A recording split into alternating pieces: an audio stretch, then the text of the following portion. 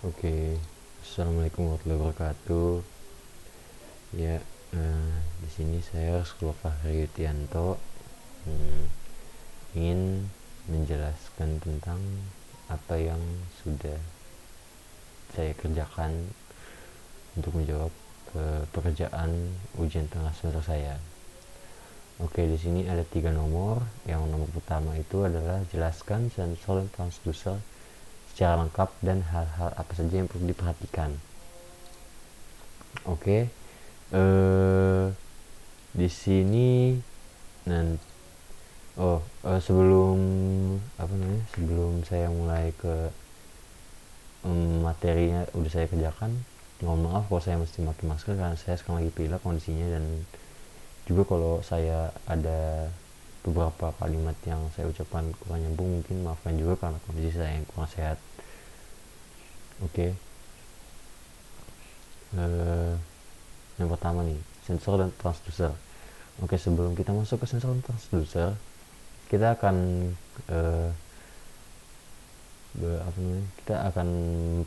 berkenalan dulu dengan suatu sistem, atau kita lebih baik mengenal dulu suatu sistem. Nah,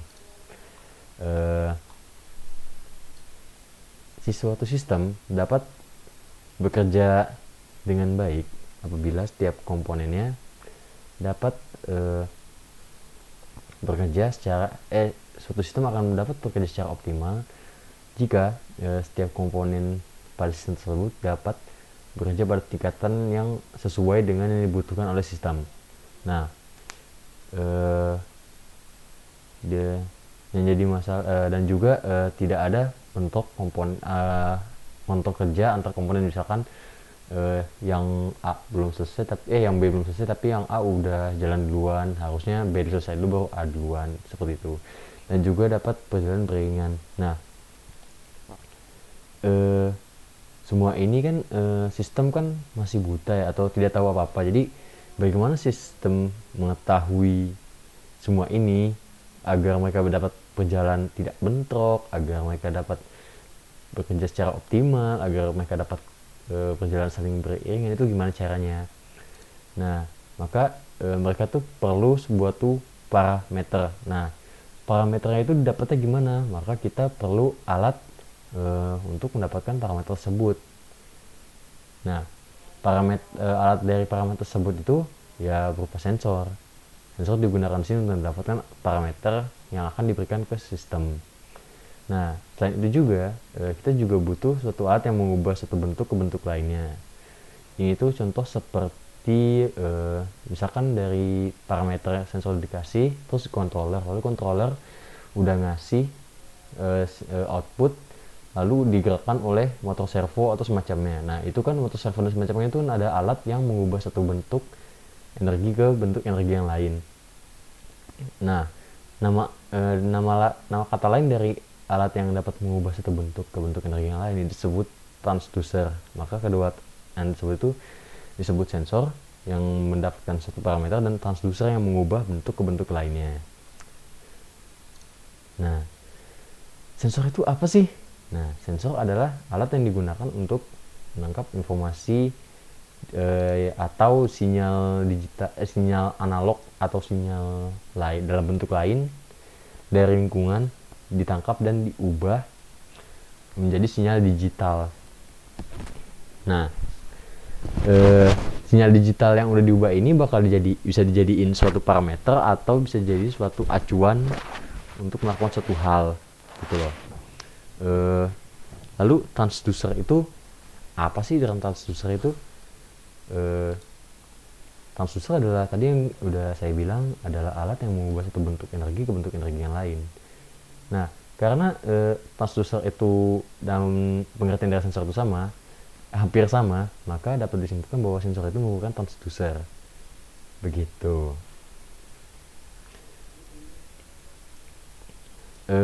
Lalu jenis-jenis sensor. Nah, sensor itu ada jenis-jenisnya juga, tapi tergantung dari apa, dari jenis bagian apanya. Nah, kalau berdasarkan pembacaannya, maka sensor itu terbagi dari sensor resistif, yaitu membaca hambatan, induktif membaca indukansi, kapasitif membaca apa ya, konduktivitas gitu seperti kapasitor, jadi membaca nilai kapasitansinya, membaca nilai kapasitansi, dan piezoelektrik gitu.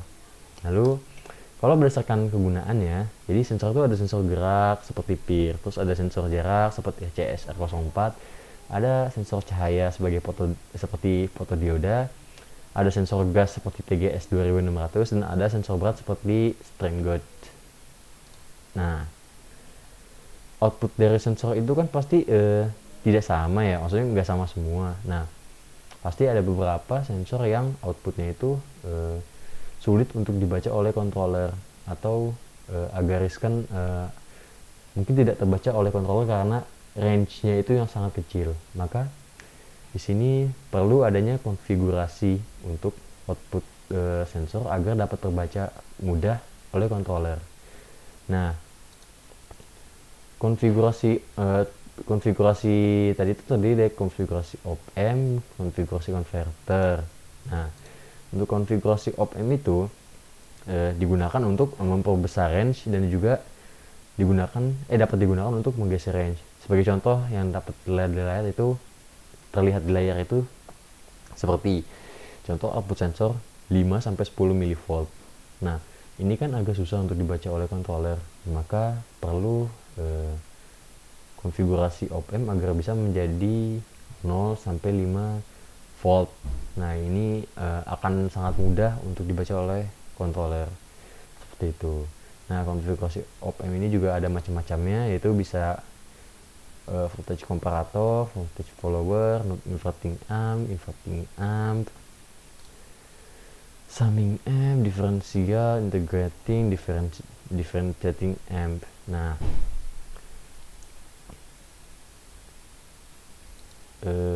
lalu konfigurasi konverter itu digunakan untuk mengubah, misalkan kayak output sensor itu tegangan tapi controller cuma bisa ngebaca arus listrik, maka konfigurasi konverter itu bisa digunakan, karena konfigurasi konverter itu mengubah tegangan menjadi arus listrik atau sebaliknya. Nah, makanya konfigurasi konverter ini dapat digunakan pada kasus-kasus tertentu yang dimana misalkan kontrolernya membaca tegangan tapi sensornya malah ngeluarin arus, maka pakai konfigurasi ini juga bisa seperti itu. Nah, dapat lihat ini bahwa ada bagaimana cara merangkainya juga. Lalu hal-hal yang perlu diperhatikan dalam penggunaan sensor itu, jadi sensor itu kan punya karakteristiknya, jadi kita perlu melihat beberapa hal yang dapat kita lihat di layar ini. Apa sih yang perlu kita amati? Pertama adalah linearitas. Nah, linearitas sensor ini juga penting agar kita mudah untuk mengkonfigurasi sensor yang ingin kita gunakan. Jadi makin linear sebenarnya menurut saya itu makin bagus, karena makin akan mudah untuk digunakan. Nah, yang kedua adalah error. Nah, ini seberapa melenceng ini data yang dihasilkan dari data yang sebenarnya. Ini juga perlu diperhatikan, karena kalau misalkan errornya sangat besar, itu kita perlu konfigurasi ulang. Nah, tingkat presisi. Jadi kalau misalkan kita diulang-ulang di nilai misalkan di titik yang sama tapi nilainya berbeda-beda, itu kan tidak presisi ya, jadi perlu dikonfigurasi ulang juga. Nah, resolusi juga mungkin, resolusi sensor itu juga perlu, karena kita bakal melihat range dari sensornya itu sendiri itu mencakup dari bawah sampai berapa. Lalu tingkat akurasi. Nah, tingkat akurasinya ini sangat perlu kita perhatikan, karena kalau misalkan sensornya tidak akurat, berarti pembacaannya pun juga menghasilkan error yang sangat besar. Jadi error dan akurasi ini berkesinambungan gitu. Calibrationnya, sebelum menggunakan sensor pasti kan kita perlu kalibrasi sensor kan, agar data yang dihasilkan sensor itu valid atau menghasilkan error yang sedikit gitu loh. Nah, ini juga tingkat kalibrasinya apakah susah atau mudah gitu, ini juga perlu dilihat. Nah, juga calibration error, jadi habis dikalibrasi kan tidak mungkin sempurna ya, hampir mustahil untuk sempurna. Jadi lihat juga berapa error yang dihasilkan dari kalibrasi yang telah dilakukan, seperti itu. Lalu jenis-jenis transducer. Nah, jenis transducer itu sebenarnya transducer ada dua, yaitu self generating transducer dan eternal power transducer. Nah, seperti namanya, self generating transducer itu adalah transducer yang dapat bekerja tanpa energi dari luar.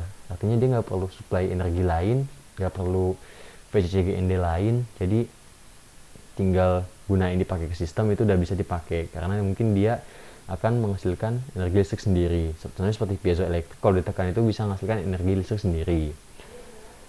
Lalu eternal power transducer ya dia perlu energi luar, ya mungkin banyak yang dapat kita lihat seperti kayak motor servo, HCSR, atau mungkin HCSR sensor termasuknya ya, motor servo, apalagi aktuator, mungkin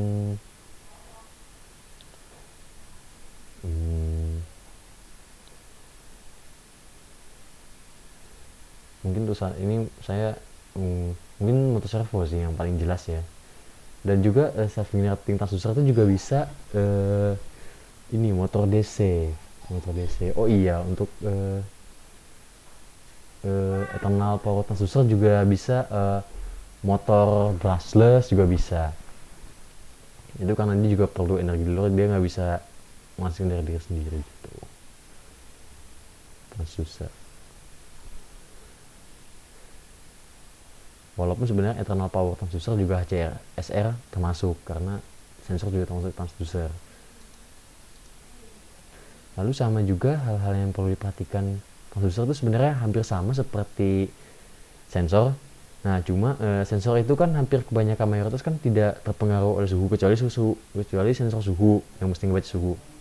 Nah, jadi contoh misalkan kayak aktuator, motor brushless ini bisa berjalan membutuhkan daya berapa pada saat segini dan membutuhkan daya berapa pada saat segini. Itu kan perlu diperhatikan juga ya untuk suhu. Jadi ada power dissipation atau power yang terdisipasi gitu loh. Jadi suhu juga perlu diperhatikan kalau misalkan kita ngomongin aktuator, seperti itu. Ini akhir dari nomor 1. Nah, untuk yang nomor 2 kita akan membahas sensor TGS 2600. Nah, di sini yang ditanyakan adalah berikan bagaimana proses untuk mendapatkan informasi kandungan konsentrasi gasnya, dan berikan contoh jika perlu jika diperoleh suatu nilai tegangan terukur dan apa hubungannya dengan konsentrasi gas tersebut dan berapa nilainya, seperti ini. Jadi yang kita lakukan adalah kita cari tahu dulu sensor ini bekerja secara apa, terus membaca tabel periodiknya, membaca karakteristiknya juga. Jadi karakteristiknya itu setiap gas itu memiliki perbandingan RS banding RO yang berbeda. Nah, di sini RS itu adalah resistansi yang dihasilkan saat sensor terkena suatu gas, dan RO itu adalah resistansi pada saat sensor terkena udara bebas. Jadi ada perbandingannya. Nah, di sini kita juga berarti perlu kalibrasi kan. Perlu kalibrasi untuk mendapatkan nilai RO-nya. Baru kita bisa gunakan gitu. Nah, di sini kita dapat melihat bahwa nilai RS per RO-nya akan menurun seiring dengan konsentrasi dari gasnya kan. Nah, sebenarnya di sini itu kita bisa dapat mencarinya dengan di sini kita harus mencari nilai RS-nya dulu. Nah, nilai RS-nya dapat dicari dari rumus yang diberikan oleh datasheet-nya. Nah, kita pakai yang ini sebelah kanan. Nah, lalu dengan kita mengubah sedikit, kita dapat mencari Vout atau VRL. Nah, VRL ini bukan Vout ya, karena ya dia itu berada di bagian load, jadi dia itu menjadi Vout. Maaf kurang jelas, saya ulangi lagi. Jadi di sini kita mesti mencari RS-nya. Nah, kenapa yang di sini bisa yang di sini bisa begini, karena RL-nya dikali silang 1 2. Nah, di sini bahwa kita dapat diketahui bahwa V out itu sama dengan VRL, maka VRL kita ubah jadi V out. Nah, setelah kita utak-atik sedikit rumusnya, maka kita bisa mendapatkan V out-nya yaitu VC dikali RL per RS tambah RL. Nah, lalu ini contoh soal saja, misalkan CO sebanyak 10 mempunyai konsentrasi 10 ppm. Nah, perbandingan RS per RO nya itu jadinya 0,9. Nah, kalau RO nya 10K dan RL 1K, lalu VC nya 5K, berapa tegangan yang dihasilkan. Nah, dapat lihat di sini bahwa kita harus mencari RS nya dulu, yaitu dengan perbandingan RS per RO dikali RO, karena kita sudah dapat nilai RO nya. Maka di sini dapat bahwa 0,9 dikali 10 pangkat 4 ohm.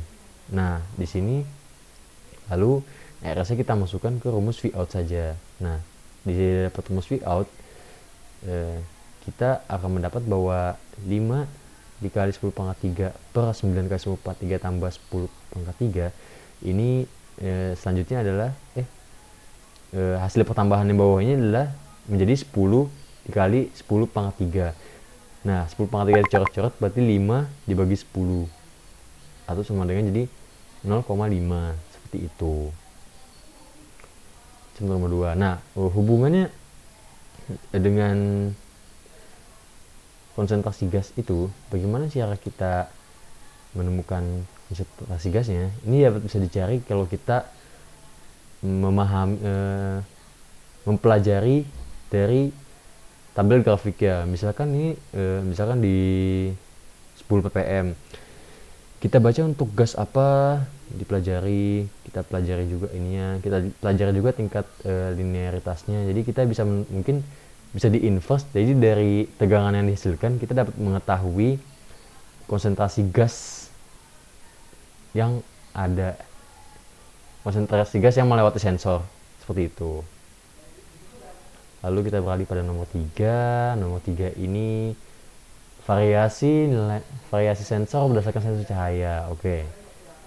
Sensor pertama adalah sensor jarak. Di sini sebenarnya sensor ini sudah ada di pasaran, yaitu sensor yang menggunakan fotodioda dan IR sebagai transmitter, fotodioda sebagai receiver. Nah, sensor ini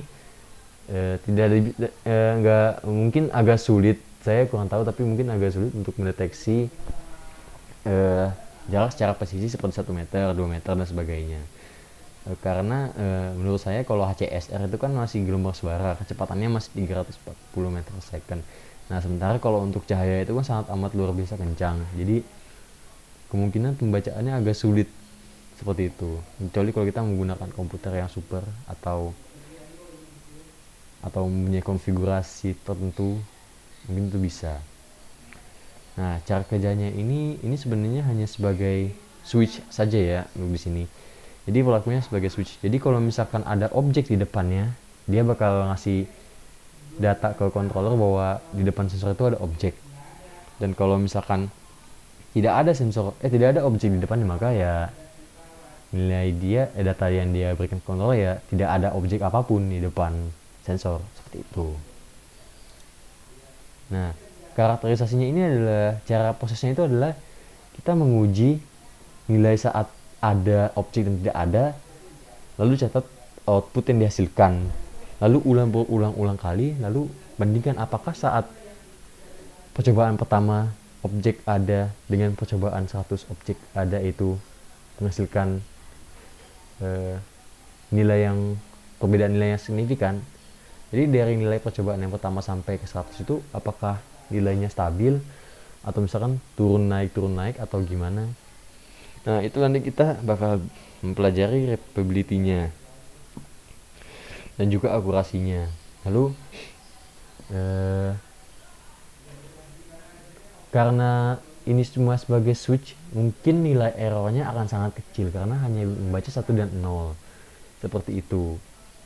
Dan ini desain dari sensornya. Jadi di sini adalah fotodioda, di sini IR, dan di sini pin power output. Nah, terus sensor kedua adalah speed sensor. Nah, speed sensor ini masih sama seperti jarak sebelum, jadi menggunakan IR dan juga fotodioda. Namun cara kerjanya ini adalah ditempelkan di asroda. Jadi yang IR ditempelkan salah satu sisi cakram menghadap ke cakram. Nah, yang satu lagi dihadapkan ke di sisi sebelahnya menghadap ke cakram. Nah, cakram yang digunakan di sini harus berlubang. Nah, kenapa harus berlubang? Nanti kita bahas kenapa. Nah, jadi cara kerja dari sensor ini adalah saat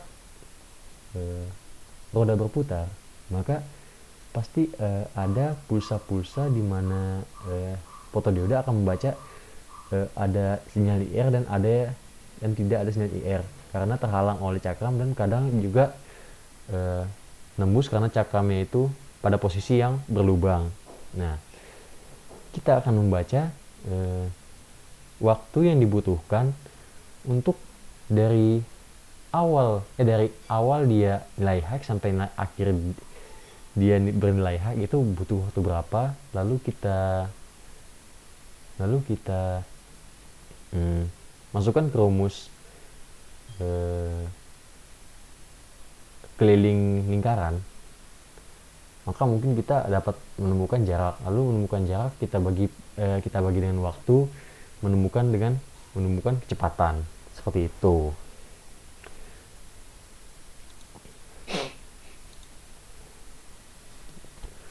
Jadi kita pertama tapi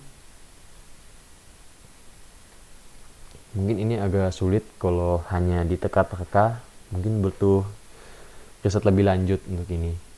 Dan saya dengar-dengar juga sebenarnya sensor ini juga sudah dipakai di mobil yang cukup mahal. Nah, karakteristiknya adalah kita menguji output yang dihasilkan berdasarkan kecepatan cakram saat berputar gitu. Jadi apakah nilai dari outputnya ini linear seiring dengan penambahan kecepatan, atau dia malah terjadi kenaikan signifikan di akhir saat kecepatannya meningkat di akhir-akhir. Ini kita bakal lihat linearitasnya. Lalu kita coba pada suhu yang berbeda, apakah sensor ini berpengaruh pada suhu atau tidak. Jadi karena posisinya ditaruh asroda, maka otomatis juga dia akan ditaruh di dekat rem, karena ini juga bakal berhadapan-hadapan di bagian disc brake atau di bagian cakram rem. Maka kita harus bandingkan apakah dia ini akan menghasilkan pembacaan yang error gitu loh, apakah dia panas yang dimakan error atau tidak.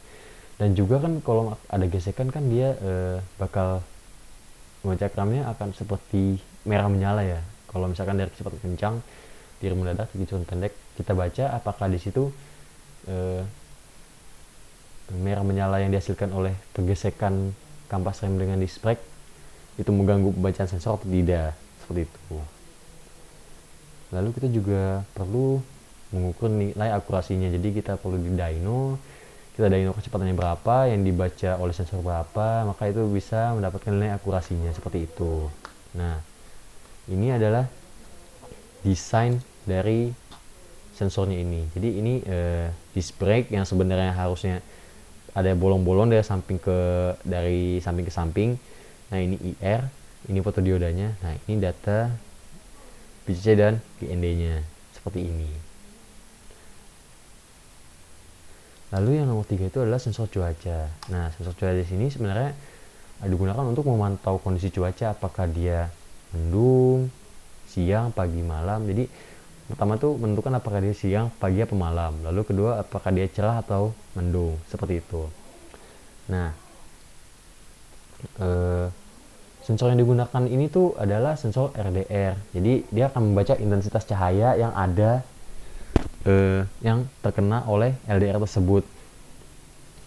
Lalu sebenarnya ini sangat simple, cuma mungkin agak sulit dikonfigurasi dan implementasinya karena mungkin butuh pembacaan yang berkali-kali ya, agar kita tahu parameter atau nilai saat cuaca segini, dan cuaca segini tuh saat cuaca cerah, cuaca mendung, dan pagi siang malam itu intensitas cahayanya berapa gitu loh. Implementasi dari sensor ini digunakan sebenarnya untuk kanopi otomatis. Jadi saat malam atau saat intensitas cahayanya di bawah sekian, kanopi akan menutup karena indikasi bahwa ini sudah malam atau lagi mendung gitu. Nah, kalau misalkan di atas intensitas sekian, kanopi akan membuka dengan indikasi bahwa ini sudah siang, tanaman butuh matahari dan langit sedang cerah, seperti itu. Lalu proses karakterisasinya adalah dengan menguji, kita harus menguji di segala macam cuaca mendapatkan parameter nilai-nilai intensitas cahaya pada kondisi-kondisi cuaca tertentu. Ini sangat amat dibutuhkan pada sensor ini. Lalu kita juga mengukur pada intensitas cahaya yang sama apakah menghasilkan data yang sama atau berbeda untuk menguji akurasinya. Lalu kita bisa menguji linearitasnya dengan cara kita naikkan dari intensitas segini ke sini A ke B secara linear, apakah output yang dihasilkan oleh sensor itu linear atau tidak, seperti itu. Lalu yang terakhir itu kita harus uji repeatability-nya dengan cara kita gunakan intensitas cahaya terus-menerus dengan variasi intensitas cahaya yang lain, lalu kita lihat apakah pada intensitas cahaya yang sama di percobaan keberapa menghasilkan data yang sama atau tidak, seperti itu. Dan di sensor ini juga disediakan trimpot untuk mengkalibrasi apakah sekiranya kondisi cuaca dengan yang ditampilkan di display itu tidak sama. Oh iya, sensor ini sebenarnya desainnya sudah termasuk dengan microcontroller, display, power pin, dan pin input output. Desain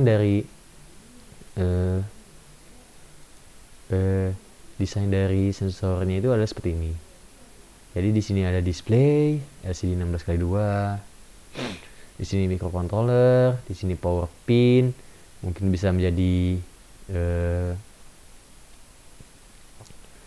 bisa menggunakan STM, bisa menggunakan Arduino, bisa menggunakan STM. Lalu di sini ada pin I/O lah, di sini ada trimpotnya tadi saya bilang buat mengkalibrasi sinyal LDR-nya. Ya, sekian itu dari saya. Kurang lebihnya mohon maaf. Wabillahi taufiq wal hidayah. Wassalamualaikum warahmatullahi wabarakatuh.